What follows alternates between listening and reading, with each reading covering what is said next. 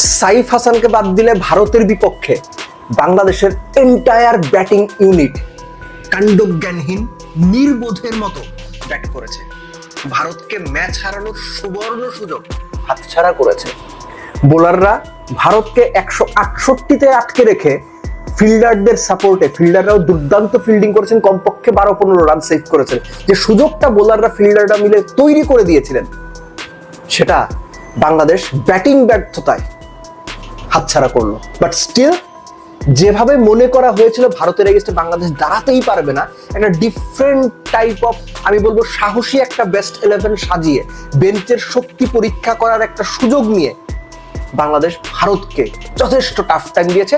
সেটার জন্য বাংলাদেশ টিমের প্রশংসা অবশ্যই প্রাপ্য। এর বাইরেও বেশ কিছু কথা রয়েছে। 4টা ওভার বাংলাদেশের বোলিং ইনিংসের কথা বলছি। 4, 5, 6 এবং 11তম ওভার। 1 ওভারে 21, 1 ওভারে 17, 1 ওভারে 17, সাইফুদ্দিন 11তম ওভারে দিলেন 16। এই 4 ওভারে বাংলাদেশ রান দিয়েছে 71, আর ভারত বাদ বাকি 96 বলে রান করেছে 97। এখন আপনি চিন্তা করেন বাংলাদেশ কতটুকু দুর্দান্ত বল করেছে। আমি দুর্দান্তই বলবো। যেভাবে 4টা ওভারে ভারত রান তুলেছে, পাওয়ার প্লেতে 72 রান তুলে ফেলেছে। Courtesy goes to no Abhishek Sharma না, courtesy goes to captain Jaker Ali Anik. ভাই যে ক্যাচটা ফেলেছেন, এই লেভেলের ক্রিকেটে এই ক্যাচ ধরতে হবে 100 বারের মধ্যে 99 বার ধরতে হবে। যদি না ধরতে পারেন আপনি এই লেভেলে উইকেট কিপিং এ চলেন না। জাকেরের ওই এক ক্যাচ মিস পুরো ব্যাটিং ইনিংস, ভারতের পুরো ব্যাটিং ইনিংসের হিসেব নিকেশ পাল্টে দিয়েছে। আপনি এর সঙ্গে যোগ করে নিন রিশাদের বোলিং। রিশাদ ভয় পাননি, বাউন্ডারি খাওয়ার পর ঠিক একই লেন্থে ফ্লাইট দিয়ে বল করেছেন, উইকেট তুলেছেন। এবং রিশাদ যে রান আউটটা করেছেন, that was absolutely fantastic, mind blowing. Point region থেকে গোলকিপাররা ফুটবলে যেভাবে ডাইভ করে বল ফেলে ঠিক সেভাবে বলটা কালেক্ট করলেন, উঠলেন, 1 সেকেন্ড সময় নিলেন, থ্রো করলেন, মুস্তাফিজ দারুণ একটা রান আউট করলেন রিশাদের সহায়তায়। গ্রাউন্ড ফিল্ডিং দুর্দান্ত ছিল। সব মিলে আমি বলবো বাংলাদেশ যেভাবে ফিল্ডিং এফোর্ট এবং বোলিং এফোর্টটা দিয়েছে দারুণ, এক কথায় দারুণ। তানজিম সাকিবের কথা আলাদা করে বলতে হয়। লাস্ট ওভারটা বাদ দিয়ে লাস্ট ওভার তিনি কেন যেন তৈরি হয়ে গিয়েছিলেন, স্লোয়ার করতে গেলেন না কি করতে গেলেন, অথচ প্রথম 3 ওভার একদম বেসিক বোলিং করে দারুণ সুবিধা পেয়েছিলেন। লাস্ট ওভারে কি হলো আমি জানি না। ঠিক একইভাবে ক্যাপ্টেন সাইফ 2 ওভার 7 রান দেওয়ার পর তাকে আর কোনো ওভার দেওয়া যাবে না। এই যে মুখস্থ ক্যাপ্টেন্সি, পার্ট টাইমের 2 ওভারের বেশি দেওয়া যাবে না, এটা আমার কাছে ঠিক সঠিক মনে হয়নি। দেন এগেইন 168তে ভারতকে আটকে রাখা, এটা বাংলাদেশের ক্রেডিটের পরিচয়।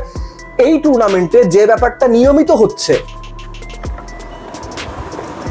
সময়ের সঙ্গে সঙ্গে ব্যাট করা অত বেশি ইজি থাকছে না। পাওয়ার প্লেতে যতটুকু সম্ভব বেশি রান করে নেওয়ার চেষ্টা করছে ব্যাটিং টিমগুলো। আগে ব্যাটিং করুক পরে ব্যাট করুক, বাংলাদেশ শ্রীলঙ্কার সঙ্গে এটাই করেছে। বাংলাদেশ পাওয়ার প্লে ভালো সদ্ব্যবহার করতে পারেনি। বুমরার এগেইনস্টে তানজিদ তামিম যেভাবে আউট হলেন, আনারির মতো আউট হলেন।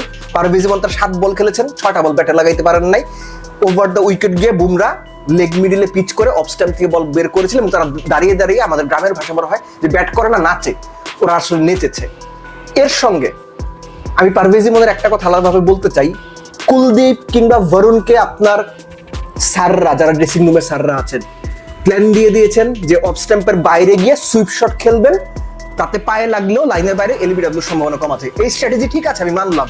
সব বল মারতে হবে নাকি সুইপ? এটা বলে দিয়েছে আপনাদের কোচরা। যদি বলে দিয়ে থাকে ওই কোচরা গাধা, ছাগল। আমি আবারও বলতেছি, কোচরা গাধা এবং ছাগল, ক্রিকেটের কও বুঝে না। 1 শট ইজ টু মেনি।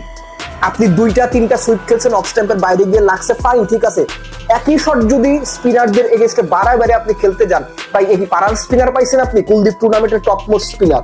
ভারতীয় স্পিনাররা মিডল ওভারে 5-এর কম ইকোনমিতে এই এশিয়া কাপে 18 থেকে 19টা উইকেট তুলেছে। আপনি তাদের এগেইনস্টে বলে বলে সুইপ খেলবেন। So Parvez Emon is a unsmart batting করেছেন, আনস্মার্ট ক্রিকেটারের মতো ব্যাটিং করেছেন।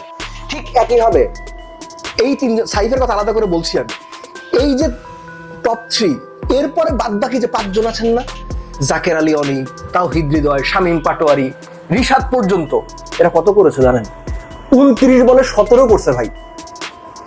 29 বলে এরা 17 করছে। তাহলে আপনি ম্যাচ কেমনে জিতবেন? যেতে নাই বাংলাদেশ। সাইফকে দেখেও এরা শেখে নাই যে কি করা উচিত ছিল। সাইফের ব্যাটিং আপনি যত প্রশংসাই করবেন কম হবে। একটা পর্যায়ে গিয়ে মনে হয়েছে যে সাইফের আর কোনো কিছু করার নাই, কারণ সাইফ জশ বাটলার না। সাইফ হেনরিক ক্লাসন না, কিংবা বিরাট কোহলি না, কিংবা এবি ডিভিলিয়ার্স না, সাইফ হাসান সে তার মতো করে সম্ভাব্য বেস্ট পসিবল ওয়েতে বাংলাদেশের ইনিংসটা অন ট্র্যাক রেখেছিলেন, যেখান থেকে মনে হয় বা একটা ভরসা পাওয়া যায় বাংলাদেশ রানটা চেজ করতে পারবে। বাংলাদেশের বাদ বাকি ব্যাটসম্যানদের দুর্দান্ত রকমের ব্যাটিং ব্যর্থতায়, নির্বুদ্ধিতার ব্যাটিং এ বাংলাদেশ ম্যাচটা হেরেছে। সো দেন এগেইন তারপর বলবো যে এই যে আপনার লিটনকে রেস্ট দেওয়া বা ইনজুরির কারণে তাসকিনকে বসানো কিংবা শেখ মাহিদিকে না খেলানো, দিজ আর গুড ডিসিশন, সাহসী ডিসিশন। একই সঙ্গে জাকের আলী অনেক যে বাংলাদেশে কোথাও কোনোদিন ক্যাপ্টেন্সি তারা আমি ঠিকঠাক মতো করতে দেখি নাই, সোহান থাকার পরও তাকে ক্যাপ্টেন্সি দেওয়া হলো, এটা প্রমাণ করে বাংলাদেশের ক্রিকেট সংস্কৃতি কতটুকু ন্যাস্টি, কতটুকু বাজে, এবং ড্রেসিং রুমটা আসলে কতখানি আনস্টেবল, বা ড্রেসিং রুমের ভেতর আসলে সত্যিকার অর্থে প্রফেশনালিজমের কোনো চর্চা নাই। এই কথাটা বলা ঠিক হয়তো অনেকের কাছে মনে হবে না, কিন্তু আমি এটা ঠিক মনে করি। নইলে জাকেররা আপনি হুট করে ক্যাপ্টেন্সিতে পাঠাইতেন না যেখানে সোহান বসে আছে। এনিওয়েজ, পাকিস্তানের বিপক্ষে ম্যাচ জিততে হবে, এটার কোনো ব্যতিক্রম নাই, ফাইনাল খেলতে হবে। তবে এই ম্যাচ থেকে বাংলাদেশের নেওয়ার মতো পজিটিভ অনেক কিছু আছে। ভারতের মতো টপ মোস্ট টিমের এগেইনস্টে বাংলাদেশ যেভাবে ফাইট করেছে, যেভাবে জয়ের সম্ভাবনা তৈরি করেছে, এটা অবশ্যই প্রশংসার দাবিদার। কিন্তু পার্টিকুলার দুই একজন বাদ দিলে, ব্যাটিং এ সাইফকে বাদ দিলে বাদ বাকিদের প্রচন্ড সমালোচনা হওয়া উচিত। As a whole bowling unit Bangladesh এবং ফিল্ডিং ইউনিট হিসেবে ভালো করেছে। এক্সপেক্ট করবো পাকিস্তানের বিপক্ষে যদি বাংলাদেশ এই খেলাটা খেলতে পারে যেটা ভারতের বিপক্ষে খেলেছে, পাকিস্তানকে হারানো খুব বেশি কঠিন হওয়ার কারণ নাই।